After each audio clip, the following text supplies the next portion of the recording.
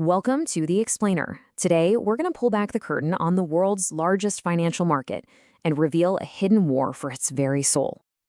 Just look at this number, $5.3 trillion. That's how much money changes hands every single day in the global foreign exchange market. I mean, it's a river of cash so massive, it's kind of hard to even wrap your head around. It's what powers, well, pretty much the whole world's economy. So what happens when the people we trust to manage that river decide to, poison the well? Today, we're diving deep into a high-tech heist, a story about digital crime and forensic justice that, believe me, has huge consequences for every single one of us.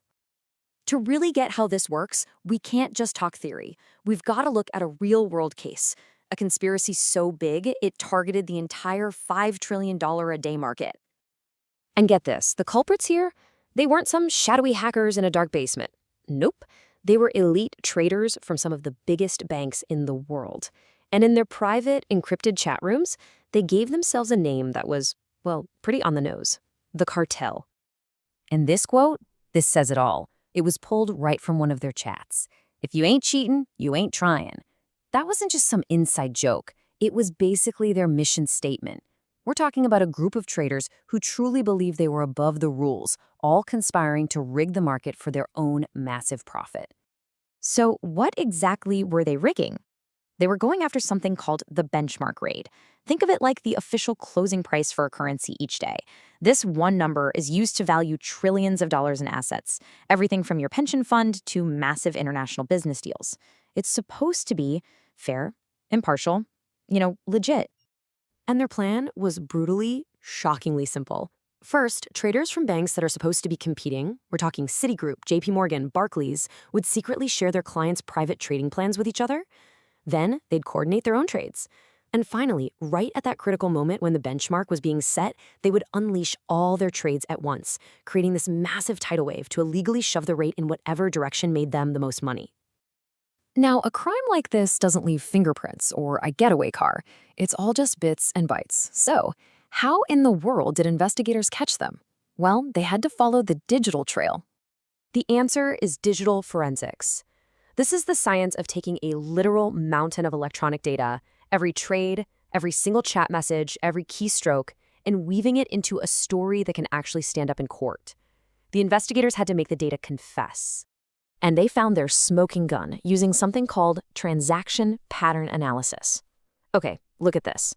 On the left, you see a pretty normal day of trading, right? It's got its ups and downs. But now look at the right at that 4 p.m. fix window. That huge, totally unnatural spike, that wasn't the market. That was a coordinated attack, hiding in plain sight in the data. Once whistleblowers started coming forward back in 2013, it kicked off this massive, multi-year global investigation. Regulators from all over the world had to work together, sharing evidence across borders. It was a slow, painstaking process, but it eventually led to criminal convictions and exposed the rot right at the heart of the system. And the reckoning was just staggering. We are talking billions of dollars in fines. But it was more than just a financial slap on the wrist. Here's the crucial part. For the first time ever, major global banks had to plead guilty to felony criminal charges for rigging this market. The sheer scale of the crime demanded a historic response.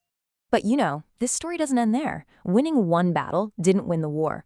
The fight for market integrity has just evolved. It's turned into a new kind of high-tech arms race.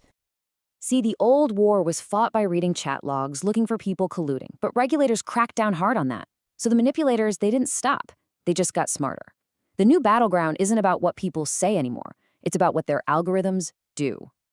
The threat today is algorithmic manipulation. It's all about using high-speed bots to game the market. Like, there's this tactic called spoofing. It's where an algorithm places a huge order it has zero intention of actually filling. It does it just to create a fake impression of demand, tricking other traders, or other bots, into buying or selling. It's literally crime at the speed of light. And this has kicked off a crazy technological arms race. On one side, you have AI-powered crime, algorithms that can learn and adapt their shady tactics to avoid getting caught. And on the other side, you've got AI-powered forensics, where regulators are using their own machine learning systems to hunt for these super complex patterns in real time. And looking even further down the road, there's a new threat emerging that could make all of today's problems look tiny. I'm talking about quantum computers. The promise is that one day they'll be powerful enough to just break the encryption that protects basically all of our financial data. Bank records, secure transactions, you name it. Okay, so after all this talk about high-frequency trading and algorithms and quantum threats, you might be sitting there thinking, why does any of this actually matter to me? Let's break it down. Because at the end of the day, this is about way more than just numbers on a screen. When a market this fundamental is rigged, it eats away at the trust that holds our entire economic system together. The ripples go far beyond Wall Street or London. And make no mistake, this stuff affects you directly. A manipulated currency rate, even by a tiny fraction of a cent, can shrink the value of your pension fund.